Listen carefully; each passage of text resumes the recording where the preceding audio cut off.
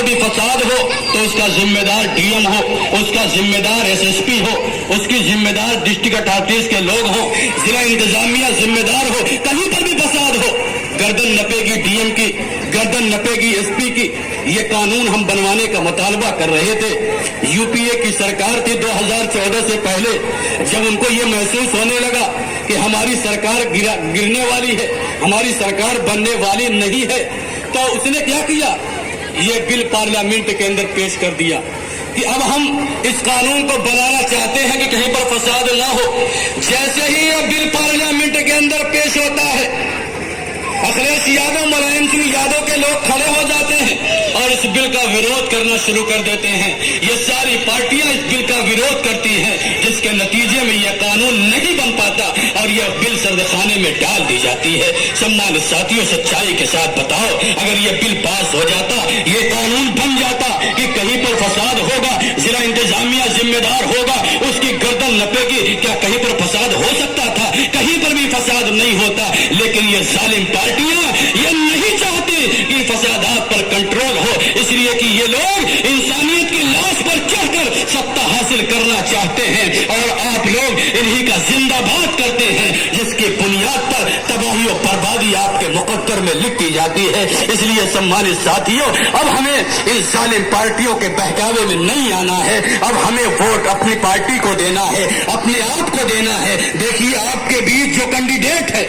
اس کو بھی دیکھیے، ساری پارٹیوں کے کینڈیڈیٹ کو ایک صف میں کھڑا کریے، ہمارے کینڈیڈیٹ کو بھی دیکھیے، سب سے اعلیٰ اخلاق والا ہمارا کینڈیڈیٹ، سب سے اعلیٰ کردار والا ہمارا کینڈیڈیٹ، اس لیے کہ ہمارے کینڈیڈیٹ کے اوپر نائب رسول کا تاج ہے، وارثین انبیاء کا تاج ہے، یہ اور اللہ اور رسول کی تعلیم دیتا ہے، ندوۃ العلماء کے اندر یہ درس دیتے ہیں۔ ایسی شخصیت آپ کے بیچ کینڈیڈیٹ کی حیثیت سے ہے، اگر آپ نے ایسے پرتیاشی کو جتایا تو یقیناً پورے بھارت کے اندر یہ میسج جائے گا کہ کوپا گنج گھوسی کی سرزمین کے لوگوں نے ایک ایسا ودھائک بنایا جو ودھان سبھا کے اندر یہ عالم جب کھڑا ہوتا ہے دبے کچلوں کی آواز بن کر، مظلوموں کی آواز بن کر، جن کے جو حقوق ہیں ان کو حقوق دلانے کی آواز بلند کرتا ہے، آپ کا سر فخر سے بلند ہوگا کہ ہم نے صحیح انتخاب کیا ہے۔ اس لیے سمانت ساتھیوں، سارے کینڈیڈیٹ کو دیکھو اور ہمارے کینڈیڈیٹ کے دیکھو، انشاءاللہ سب سے اعلیٰ کینڈیڈیٹ ہمارا آپ کو نظر آئے گا۔ کینڈیڈیٹ کی بنیاد پر بھی، پرتیاشی کی بنیاد پر بھی ہمارا پرتیاشی سب سے اعلیٰ ہے، اور ساری پارٹیوں کو بھی آپ نے دیکھا ہے، ساری پارٹیوں کے مقابلے میں بھی ہماری پارٹی سب سے اعلیٰ ہے، اس لیے کہ ہماری پارٹی کا ریکارڈ آپ کے سامنے ہے۔ یہ چھوٹی سی پارٹی، جب سی اے جیسا کالا قانون آیا، این آر سی کی بات ہوئی تو یہی پیس پارٹی کے دیوانے تھے جو کلکٹری کے میدان میں پہنچ کر ڈی ایم مہودے کو جاپن دے رہے تھے کہ کسی طرح سے اس کالے قانون کو ختم کر دیا جائے، یہ کالا قانون نہ بنے۔ لیکن جب ہم نے کلکٹری کے میدان میں دھرنا پردرشن کیا، یہ قانون بن گیا تو ہم لوگ خاموش نہیں بیٹھے، دلی کی سرزمین پر پہنچتے ہیں، جنتر منتر پر پہنچ کر یہ پیس پارٹی کے دیوانے دھرنا پردرشن کرتے ہیں، حکومت وقت کی آنکھوں میں آنکھیں ڈال کر کے کہتے ہیں کہ تمہیں یہ قانون واپس لینا پڑے گا۔ اور یہی تک نہیں، پیس پارٹی کے قائد ڈاکٹر محمد ایوب سرجن سپریم کورٹ کے دروازوں پر بھی پہنچتے ہیں کہ یہ جو کالا قانون ہے یہ سمویدھان کے خلاف بھی ہے، یہ آئین کے خلاف بھی ہے، اس لیے اس کالے قانون کو ختم کر دیا جائے۔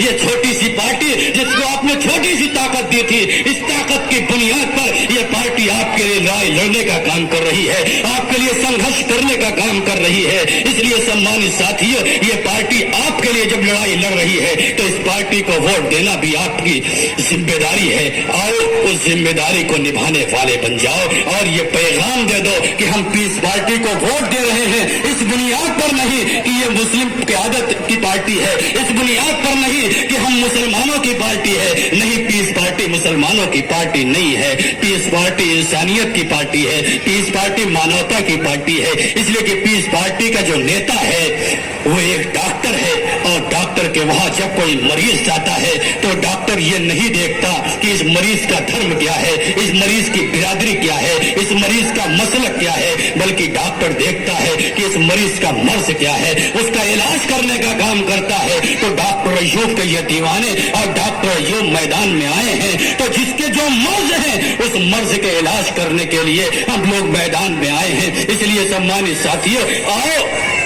पीस पार्टी को मजबूत करो और ये पैगाम दे दो कि हम सारे लोगों की ये पार्टी है। इंशाअल्लाह आपके साथ, आपके हिंदू भाई भी आपके साथ चलेंगे। आपने देखा बाबू सिंह कुशवाहा ने कहा, डॉक्टर अय्यूब आप आगे बढ़ो, हम आपके साथ हैं। भीम आर्मी के चीफ चंद्रशेखर राव ने कहा, डॉक्टर अय्यूब आप आगे बढ़ो, हम आपके साथ हैं। बहुत सारे छोटे छोटे नेता और डॉक्टर अय्यूब का जिंदाबाद कर रहे हैं और ये पैगाम दे रहे हैं कि डॉक्टर अय्यूब आपने कभी धर्म नहीं देखा, आपने कभी मजहब नहीं देखा, आपने कभी बिरादरी नहीं देखी, इसलिए हम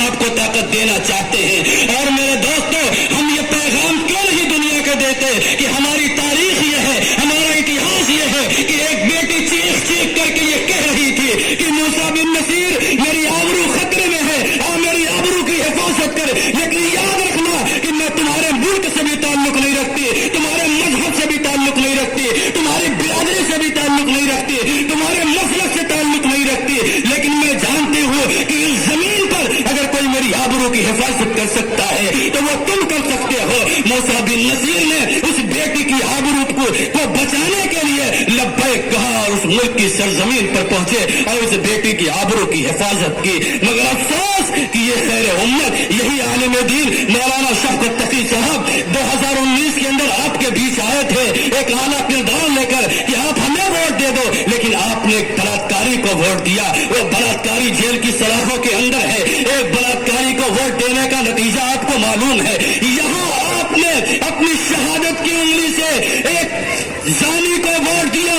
जिसने माँ बहन की इज्जत लूटी। तो कश्मीर की सरजमीन पर जब 370 हटाया गया तो एक तो नहीं, सैकड़ों नहीं, हजारों माओ की इज्जत को नीलाम कर दिया गया। तो क्या आप कसूरवार नहीं है कि आपने वोट दिया एक जानी को जिसकी बुनियाद पर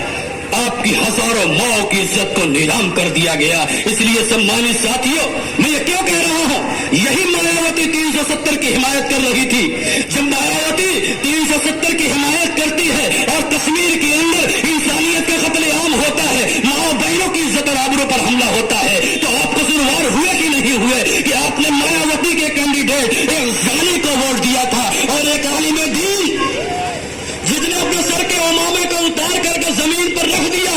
और ये कहा कि मैं उस वक्त तक अपने सर पर उमामा नहीं बांधूंगा जब तक कि उलमा इकराम को वक़ार वापस न आ जाए, जब तक मजलूमों को इंसाफ न मिल जाए, जब तक कि हमारे भाइयों को आतंकवाद के इल्जाम में जो जेल की सलाखों के अंदर है उन्हें बाहर न निकाल दिया जाए, जब तक कि मेरा समाज इस देश और प्रदेश के अंदर हिस्सेदार और भागीदार न बन जाए, उस वक्त तक मैं अपने सर पे उमामा नहीं बांधूंगा। ऐसा आलिम दीन मैदान में संघर्ष करते हुए आपसे वोट की अपील कर रहा था, लेकिन आपने नहीं दिया। वोट दिया तो एक जानी को जो बीजेपी के हराने के नाम पर, और वही जानी वोट देता है कश्मीर के मामले में 370 के मामले में मोदी जी के साथ खड़ा हुआ नजर आता है। तो सोचो मेरे भाई, आप उसके जिम्मेदार हो कि नहीं हो, ये सोचने की जरूरत है। प्रोग्राम खत्म होगा, संजीदगी के साथ सोचना कि हम जो वोट दे रहे हैं इस वोट का रिजल्ट हमें क्या मिल रहा है, इस वोट की ताकत से किसको फायदा पहुंच रहा है, इस वोट की ताकत से किसको नुकसान पहुंच रहा है, इस पर गौर करना मेरे दोस्तों। अफसोस होता है